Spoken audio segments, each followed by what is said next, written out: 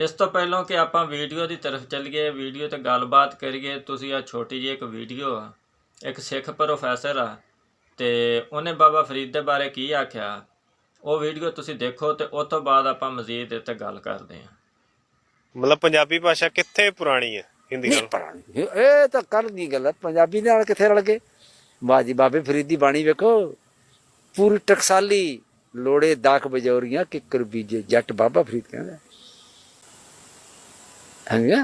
ਪੂਰੀ ਟਕਸਾਲੀ ਸੀ। ਅੰਗਰੇਜ਼ੀ ਵੀ ਨਹੀਂ ਉਹਦਾ ਮੁਕਾਬਲਾ ਕਰਦੀ। ਬਾਬੇ ਫਰੀਦ ਦੇ ਮੁਕਾਬਲੇ ਚੌਸਰ ਨਹੀਂ ਹੈ, ਭਾਈ ਗੁਰਦਾਸ ਦੇ ਮੁਕਾਬਲੇ ਮਿਲਟਨ ਨਹੀਂ ਹੈ। ਅਸੀਂ ਕਹਿੰਦੇ ਉਹ ਸਾਡਾ ਮਿਲਟਨ ਹੈ, ਉਹ ਸਾਡਾ ਚੌਸਰ ਹੈ। ਨਾ ਨਾ, ਬਾਬਾ ਫਰੀਦ ਹੀ ਹੈ। ਉਹ ਕਹਿਣ ਵੀ ਸਾਡਾ ਜਿਹੜਾ ਮਿਲਟਨ ਹੈ ਨਾ, ਜਿਹੜਾ ਸਾਡਾ ਚੌਸਰ ਹੈ, ਉਹ ਸਾਡੀ ਅੰਗਰੇਜ਼ੀ ਦਾ ਬਾਬਾ ਫਰੀਦ ਹੈ। ਉਹ ਕਹਿਣ ਸਮਾਂ ਅਸੀਂ ਉਲਟਾ ਕਹਿਣ ਲੱਗੇ। ਕਿਉਂਕਿ ਅਸੀਂ ਸਟੇਟ ਦੀ ਭਾਸ਼ਾ ਨਾ ਬਣਾ ਸਕੇ ਅੱਜ ਤੱਕ। ਪਾਕਿਸਤਾਨ 'ਚ ਵੀ ਪੰਜਾਬੀ ਸਟੇਟ ਦੀ ਭਾਸ਼ਾ ਨਹੀਂ, ਅਸੀਂ ਵੀ ਨਹੀਂ ਲਾਗੂ ਕਰ ਸਕੇ। ਜਦੋਂ ਅੰਗਰੇਜ਼ੀ ਲਾਗੂ ਕੀਤੀ ਆ, ਉਹਦੇ ਰਾਸ਼ਟਰਕ ਭਾਸ਼ਾ ਸੀ। ਇਹ ਲੋ ਜਰਮੈਨਿਕ ਟਿਊਟੈਨਿਕ ਟੰਗ ਹੈ, ਇਹਨੂੰ ਕੋਈ ਪੁੱਛਦਾ ਤੱਕ ਨਹੀਂ ਸੀ। ਬੋਲਿਆ ਜਾਣਾ ਸਮਝਦਾ ਸੀ ਜਾਂ ਡੰਗਰ ਬੰਦਾ ਹੈ, ਰਾਸ਼ਟਰਕ ਬੰਦਾ ਹੈ। ਕਿਹਦੇ ਬਾਰੇ ਗੱਲ? ਅੰਗਰੇਜ਼ੀ। ਹਾਂਜੀ, ਇਹਦੀ ਆਪਣੀ ਲਿਪੀ ਤੱਕ ਨਹੀਂ ਹੈ। ਜਾਂ ਫ੍ਰੈਂਚ ਬੋਲਦੇ ਸੀ, ਜਾਂ ਜਰਮਨ ਬੋਲਦੇ ਸੀ, ਜਾਂ ਸਪੈਨਿਸ਼ ਬੋਲਦੇ ਸੀ, ਜਾਂ ਗ੍ਰੀਕ ਤੇ ਲੈਟਿਨ ਬੋਲਦੇ। ਅੰਗਰੇਜ਼ੀ ਕੋਈ ਨਹੀਂ ਬੋਲਦਾ ਸੀ। ਅੰਗਰੇਜ਼ੀ ਦੀ ਹਾਲ ਦੱਸਦਾ ਵੀ ਅੰਗਰੇਜ਼ੀ ਜਿਹੜੇ ਦੋ ਜਰਮਨਾਂ ਨੇ, ਇੱਕ ਹਾਈ ਜਰਮਨ, ਇੱਕ ਲੋ ਜਰਮਨ। ਇਹ ਲੋ ਜਰਮਨ ਦੀ ਟਿਊਟੈਨ ਕਬੀਲੇ ਦੀ ਭਾਸ਼ਾ। ਅੱਛਾ। ਹਾਂਜੀ, ਇਹ ਤਾਂ ਇੰਗਲੈਂਡ ਦੀ ਵੀ ਭਾਸ਼ਾ ਨਹੀਂ, ਇੱਥੇ ਕਬੀਲਾ ਗਿਆ ਉੱਥੇ। ਫਿਰ ਉਹਨਾਂ ਦੀ ਭਾਸ਼ਾ ਕਿੱਦਾਂ ਬਣ ਗਈ? ਅੱਜ ਅਮਰੀਕਾ ਦੇ ਵਿੱਚ, ਇੰਗਲੈਂਡ ਦੇ ਵਿੱਚ ਵਪਾਰ ਦੀ ਭਾਸ਼ਾ ਬਣ ਗਈ ਇਸ ਟਾਈਮ। ਵਪਾਰ ਤੇ ਸਰਕਾਰ ਦੀ, ਕਿਉਂਕਿ ਉਹਨਾਂ ਦੇ ਪਿੱਛੇ ਉਹਨਾਂ ਦੇ ਹੱਥ 'ਚ ਰਾਜ ਆ ਗਿਆ ਨਾ। ਕਿੰਨੇ ਦੇਸ਼ਾਂ ਦੇ ਰਾਜ ਕੀਤਾ। ਫਿਰ ਅਮਰੀਕਾ ਆ ਗਿਆ। ਅਮਰੀਕਾ ਨੇ ਇੱਕ ਬੋਰਡ ਦੇ ਫਰਕ ਨਾਲ ਅੰਗਰੇਜ਼ੀ ਅਪਣਾ ਲਈ, ਨਹੀਂ ਤਾਂ ਜਰਮਨ ਬਣਦੀ ਸੀ। ਜਦੋਂ ਅਮਰੀਕਾ ਨੇ ਆਪਦੀ ਰਾਸ਼ਟਰੀ ਭਾਸ਼ਾ ਬਣਾਈ ਨਾ, ਵੋਟਾਂ ਪਾਈਆਂ, ਇੱਕ ਬੋਰਡ ਦੇ ਫਰਕ ਨਾਲ ਅੰਗਰੇਜ਼ੀ ਬਣ ਗਈ। ਜੇ ਇੱਕ ਬੋਰਡ ਨੂੰ ਨਾ ਪੈਂਦਾ ਜਰਮਨ ਨੂੰ ਪੈਂਦਾ, ਜਰਮਨ ਨੇ ਬਣ ਜਾਣਾ ਸੀ।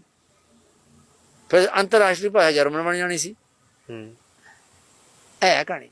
ਹਾਂਜੀ, ਤੁਸੀਂ ਜਿਸ ਤਰ੍ਹਾਂ ਕਿ ਵੀਡੀਓ ਦੇਖੀ ਤੇ ਪ੍ਰੋਫੈਸਰ ਸਾਹਿਬ ਨੇ ਬੜੀ ਪਿਆਰੀ ਗੱਲ ਕੀਤੀ।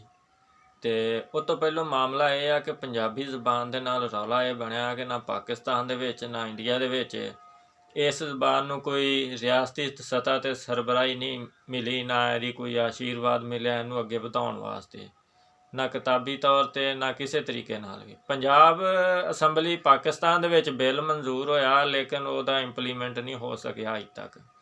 ਤੇ ਦੂਸਰੀ ਗੱਲ ਇਹ ਆ ਕਿ ਦੁਨੀਆ ਦੀ ਕੋਈ ਵੀ ਕੌਮ ਲੈ ਲਓ ਇਸ ਟਾਈਮ ਜਿਹੜੀ ਤਰੱਕੀ ਯਾਫਤਾ ਹੈਗੀ ਆ, ਉਹ ਹਮੇਸ਼ਾ ਆਪਣੀਆਂ ਕਿਤਾਬਾਂ ਆਪਣੇ ਬੱਚਿਆਂ ਨੂੰ ਤਲੀਮ ਆਪਣੀ ਮਾਦਰੀ ਜ਼ਬਾਨ 'ਚ ਦਿੰਦੇ। ਜਾਪਾਨੀ ਲੈ ਲਓ, ਕੋਰੀਅਨ ਲੈ ਲਓ, ਚਾਈਨੀਜ਼ ਲੈ ਲਓ, ਸਪੈਨਿਸ਼, ਜਰਮਨ, ਕੋਈ ਵੀ ਲੈ ਲਓ। ਸਾਰੀ ਦੁਨੀਆ ਆਪਣੀ ਔਲਾਦ ਨੂੰ, ਆਪਣੀ ਨਸਲ ਨੂੰ, ਆਪਣੇ ਬੱਚਿਆਂ ਨੂੰ ਆਪਣੀ ਮਾਦਰੀ ਜ਼ਬਾਨ ਦੇ ਵਿੱਚ ਤਲੀਮ ਦਿੰਦੀ ਹੈ।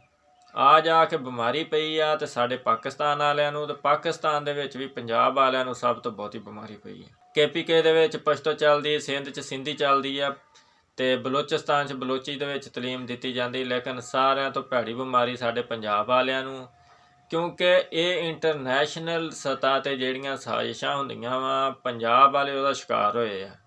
ਔਰ ਸਟੈਬਲਿਸ਼ਮੈਂਟ ਔਰ ਇਹ ਤੋਂ ਇਲਾਵਾ ਜਿਹੜੀ ਆਪਣੀ ਬਿਊਰੋਕਰੇਸੀ ਆ, ਇਹਨਾਂ ਨੇ ਥੱਲੇ ਲਾ ਕੇ ਰੱਖਿਆ ਪੰਜਾਬ ਸਾਰਿਆਂ ਨੂੰ ਆਪਣੇ ਫਾਇਦਿਆਂ ਦੀ ਖਾਤਰ। ਹਾਲਾਂਕਿ ਪੰਜਾਬੀ ਜ਼ਬਾਨ ਦੁਨੀਆ ਦੀਆਂ ਟਾਪ 10 ਜ਼ਬਾਨਾਂ ਦੇ ਵਿੱਚੋਂ ਇੱਕ ਆ। ਅਗਰ ਪੰਜਾਬੀ ਜ਼ਬਾਨ ਦੇ ਵਿੱਚ ਅਸੀਂ ਆਪਣੇ ਬੱਚਿਆਂ ਨੂੰ ਨਹੀਂ ਸਿਖਾਉਣਾ, ਪੜ੍ਹਾਉਣਾ, ਲਿਖਾਉਣਾ, ਤਾਂ ਫਿਰ ਉਹਨਾਂ ਨੂੰ ਹੋਰ ਕਿਹੜੀ ਜ਼ਬਾਨ 'ਚ ਸਿਖਾਉਣਾ। ਬੇਸ਼ੁਮਾਰ ਬੱਚੇ ਐਸੇ ਆ ਜਿਹੜੇ ਕਿ ਇੰਗਲਿਸ਼ ਤੋਂ ਡਰਦੇ ਸਕੂਲ ਛੱਡ ਕੇ ਨੱਸ ਜਾਂਦੇ ਆ, ਜਾਂ ਕਿ ਪੜ੍ਹਦੇ ਵੀ ਆ ਤੇ ਫੇਲ ਹੋ ਜਾਂਦੇ, ਜਾਂ ਕੋਈ ਮਸਲਾ ਬਣਦਾ ਉਹਨਾਂ ਨੂੰ ਉਸ ਚੀਜ਼ ਦੀ ਸਮਝ ਨਹੀਂ ਆਉਂਦੀ। ਅਗਰ ਇਹੀ ਚੀਜ਼ਾਂ ਸਾਡੇ ਬੱਚਿਆਂ ਨੂੰ ਪੰਜਾਬੀ ਜ਼ਬਾਨ ਦੇ ਵਿੱਚ ਦੱਸੀਆਂ ਜਾਣ, ਪੰਜਾਬੀ ਜ਼ਬਾਨ ਦੇ ਵਿੱਚ ਉਹਨਾਂ ਦੀ ਤਾਲੀਮ ਦਿੱਤੀ ਜਾਵੇ, ਤਾਂ ਉਹ ਆਸਾਨੀ ਨਾਲ ਉਹਨੂੰ ਪਿਕ ਕਰ ਸਕਦੇ ਆ। ਲੇਕਿਨ ਰੌਲਾ ਇਹ ਆ ਕਿ ਇੱਥੇ ਇਸ ਚੀਜ਼ ਦੇ ਵਾਸਤੇ ਕੋਈ ਤੱਗੋ ਦੋ ਨਹੀਂ ਕੀਤੀ ਜਾਂਦੀ ਸਰਕਾਰੀ ਸਤ੍ਹਾ 'ਤੇ। ਦੂਸਰੀ ਬਿਮਾਰੀ ਪੰਜਾਬੀਆਂ ਨੂੰ ਆਪ ਆ। ਪੰਜਾਬੀ ਆਪ ਹੀ ਨਹੀਂ ਚਾਹੁੰਦੇ ਕਿ ਪੰਜਾਬੀ ਜ਼ਬਾਨ ਅੱਗੇ ਆਵੇ। ਉਹਦੀ ਵਜ੍ਹਾ ਕੀ ਹੈ? ਸਾਡੇ ਘਰਾਂ 'ਚ ਬੀਬੀਆਂ, ਭੈਣਾਂ, ਸਾਡੀਆਂ ਔਰਤਾਂ, ਇਹਨਾਂ ਨੇ ਇਹੀ ਕੋਸ਼ਿਸ਼ ਕਰਨੀ ਕਿ ਉਰਦੂ ਦੇ ਵਿੱਚ ਬੱਚਿਆਂ ਨਾਲ ਗੱਲ ਕੀਤੀ ਜਾਵੇ। ਹਾਲਾਂਕਿ ਇਹ ਸਮਝਦੀਆਂ ਕਿ ਸ਼ਾਇਦ ਉਰਦੂ ਜ਼ਬਾਨ ਜਿਹੜੀ ਹੈ ਨਾ, ਇਹ ਇਨਸਾਨ ਦੀ ਤਹਿਜ਼ੀਬ ਦਾ ਜਾਂ ਤਾਲੀਮ ਯਾਫਤਾ ਹੋਣ ਦੀ ਨਿਸ਼ਾਨੀ ਹੈ। ਲੇਕਿਨ ਇਹਨਾਂ ਨੂੰ ਇਸ ਚੀਜ਼ ਦੀ ਸਮਝ ਨਹੀਂ ਹੈ ਕਿ ਦੁਨੀਆ ਦੀ ਕੋਈ ਵੀ ਜ਼ੁਬਾਨ ਹੋਵੇ ਉਹ ਮਹੱਜ਼ਬ ਔਰ ਗੈਰ ਮਹੱਜ਼ਬ ਨਹੀਂ ਹੁੰਦੀ। ਉਹ ਇੱਕ ਮੀਡੀਅਮ ਆਫ ਨੌਲੇਜ ਹੁੰਦਾ, ਉਹਦੇ ਵਿੱਚ ਤੁਸੀਂ ਕਿਸੇ ਨੂੰ ਤਾਲੀਮ ਦੇ ਸਕਦੇ। ਅਗਰ ਤੁਸੀਂ ਪੰਜਾਬੀ ਜ਼ੁਬਾਨ ਦੇ ਵਿੱਚ ਕਿਸੇ ਨੂੰ ਸ਼ਾਇਦ ਸਿਖਾ ਸਕਦੇ, ਇੰਗਲਿਸ਼ 'ਚ ਵੀ ਸਿਖਾ ਸਕਦੇ, ਉਹੀ ਉਰਦੂ 'ਚ, ਫਾਰਸੀ 'ਚ, ਕਿਸੇ ਜ਼ੁਬਾਨ 'ਚ ਵੀ ਸਿਖਾ ਸਕਦੇ। ਇਹ ਤਾਂ ਇੱਕ ਮੀਡੀਅਮ ਹੁੰਦਾ ਕਿ ਤੁਸੀਂ ਆਪਣਾ ਮੁੱਦਾ ਨਜ਼ਰ ਜਾਂ ਨੁਕਤਾ ਨਜ਼ਰ ਦੂਸਰੇ ਤੱਕ ਕਿੱਦਾਂ ਪੇਸ਼ ਕਰ ਸਕਦੇ, ਆਪਣੀ ਗੱਲ ਦੂਸਰੇ ਨੂੰ ਕਿਸ ਤਰ੍ਹਾਂ ਸਮਝਾ ਸਕਦੇ ਆ। ਹੁਣ ਜਿਸ ਤਰ੍ਹਾਂ ਮੈਂ ਵੀਡੀਓ ਬਣਾ ਰਿਹਾ, ਇਹੀ ਗੱਲਾਂ ਮੈਂ ਇੰਗਲਿਸ਼ 'ਚ ਵੀ ਕਰਦਾ, ਇਹੀ ਗੱਲਾਂ ਮੈਂ ਉਰਦੂ 'ਚ ਕਰਦਾ। ਮਤਲਬ ਇਹ ਸੀ ਕਿ ਮੈਂ ਆਪਣੀਆਂ ਗੱਲਾਂ ਤੁਹਾਡੇ ਤੱਕ ਪਹੁੰਚਾਉਣੀਆਂ ਸੀ। ਅਤੇ ਜਦੋਂ ਅਸੀਂ ਹੈ ਪੰਜਾਬੀ ਹਾਂ, ਬੋਲਦੇ ਪੰਜਾਬੀ, ਸੁਣਦੇ, ਬੋਲਦੇ, ਉੱਠਦੇ, ਬਹਿੰਦੇ, ਸਾਡੀ ਮਾਦਰੀ ਜ਼ਬਾਨ ਪੰਜਾਬੀ ਆ, ਫਿਰ ਤਾਲੀਮ ਇਹਦੇ ਵਿੱਚ ਕਿਉਂ ਨਹੀਂ ਦਿੱਤੀ ਜਾਂਦੀ ਸਰਕਾਰੀ ਸਤ੍ਹਾ 'ਤੇ, ਜਿਹੜਾ ਕਿ ਆਸਾਨ ਤਰੀਕਾ ਵੀ ਆ। ਸਾਡੇ ਬੱਚੇ ਸਮਝਣਗੇ ਵੀ ਛੇਤੀ, ਤਾਲੀਮ ਵੀ ਜ਼ਿਆਦਾ ਹਾਸਲ ਕਰਨਗੇ, ਸਕੂਲਾਂ ਕਾਲਜਾਂ 'ਚੋਂ ਨੱਸਣਗੇ ਵੀ ਨਾ, ਫੇਲ ਵੀ ਨਾ ਹੋਣਗੇ, ਸਾਰਾ ਕੁਛ ਹੋਊਗਾ। ਲੇਕਿਨ ਇਹ ਸਾਜ਼ਿਸ਼ ਕੀਤੀ ਜਾ ਰਹੀ ਆ ਪੰਜਾਬੀ ਜ਼ਬਾਨ ਨੂੰ ਖ਼ਤਮ ਕਰਨ ਦੀ। ਲੇਕਿਨ ਅੱਲਾ ਦੇ ਫਜ਼ਲ ਨਾਲ ਜਦੋਂ ਤੱਕ ਤੇ ਪੰਜਾਬ 'ਚ ਪੰਜਾਬੀ ਹੈਗਾ, ਪੰਜਾਬੀ ਖ਼ਤਮ ਨਹੀਂ ਹੋ ਸਕਦੀ, ਕਿਉਂਕਿ ਇੰਡੀਆ ਦੇ ਵਿੱਚ ਸਾਡੇ ਨਾਲੋਂ ਜ਼ਿਆਦਾ ਕੰਮ ਹੋਇਆ ਪੰਜਾਬੀ, ਤੇ ਸਾਡੇ ਤੇ ਅਸਲ ਵਿੱਚ ਭੱਠਾ ਬਹਿ ਗਿਆ ਨਾ। ਲੇਕਿਨ ਉੱਧਰਲੇ ਪੰਜਾਬੀਆਂ ਨੇ ਪੰਜਾਬੀ ਜ਼ਬਾਨ ਦੇ ਵਿੱਚ ਅਖਬਾਰ ਚਲਾਏ, ਚੈਨਲ ਚਲਾਏ, ਫਿਰ ਮੀਡੀਆ ਦੇ ਵਿੱਚ ਬਹੁਤ ਅਸਰ ਰਸੂਖ ਆ। ਉੱਦਾਂ ਵੀ ਪੰਜਾਬੀ ਦੇ ਵਿੱਚ ਬਹੁਤ ਜ਼ਿਆਦਾ ਕੰਮ ਕੀਤਾ ਗਿਆ, ਲੇਕਿਨ ਸਾਡੇ ਵਾਲੀ ਸਾਈਡ ਤੋਂ ਜਿਹੜਾ ਨਾ ਕੋਈ ਹਾਲ ਨਹੀਂ ਹੈ। ਅਤੇ ਇਸ ਚੀਜ਼ ਦੀ ਸਾਨੂੰ ਕੋਸ਼ਿਸ਼ ਕਰਨੀ ਚਾਹੀਦੀ ਕਿ ਆਪਣੇ ਤੌਰ 'ਤੇ ਪੰਜਾਬੀ ਜ਼ਬਾਨ ਦਾ ਪ੍ਰਚਾਰ ਕੀਤਾ ਜਾ ਸਕੇ ਜਿੰਨਾ ਵੀ ਹੋ ਸਕੇ। ਅਤੇ ਤੁਹਾਡੇ ਅੱਗੇ ਦਰਖਾਸਤ ਆ ਸਾਰੇ ਭੈਣਾਂ ਭਰਾਵਾਂ ਅੱਗੇ ਕਿ ਤੁਸੀਂ ਵੀ ਆਪਣੇ ਬੱਚਿਆਂ ਨਾਲ ਘਰ 'ਚ ਗੱਲਬਾਤ ਪੰਜਾਬੀ 'ਚ ਹੀ ਕਰਿਆ ਕਰੋ। ਮਿਹਰਬਾਨੀ।